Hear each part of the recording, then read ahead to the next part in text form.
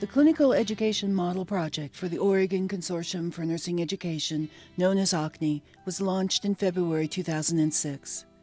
This innovative approach to clinical education closely matches learning activities with the fundamental purposes of clinical education. The OCNE model is probably one of the most exciting models to come down the pike, especially the clinical education elements that you've designed. That we haven't had a change in the paradigm of nursing education on a clinical level in over 50 years. The predominant current model of clinical education is taxing faculty, facilities, students, and staff. This makes it difficult to ensure that students get a planned experience with the appropriate mix of patients. Purposeful connection to the curriculum and student progressive attainment of competencies is limited.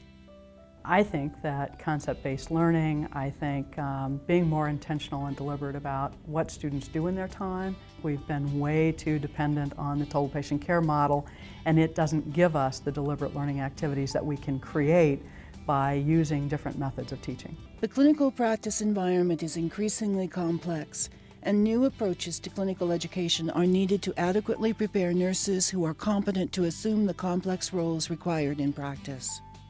And that clinical element model that you pulled out today and are beginning to disseminate across the country is really one that totally reshapes and redesigns and deals with the capacity issue as well as the needs to develop a more thinking nurse.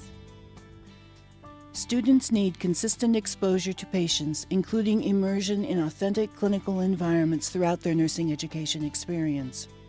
In addition, new kinds of learning activities that take place in both the actual clinical environment and in the laboratory need to be considered and tested.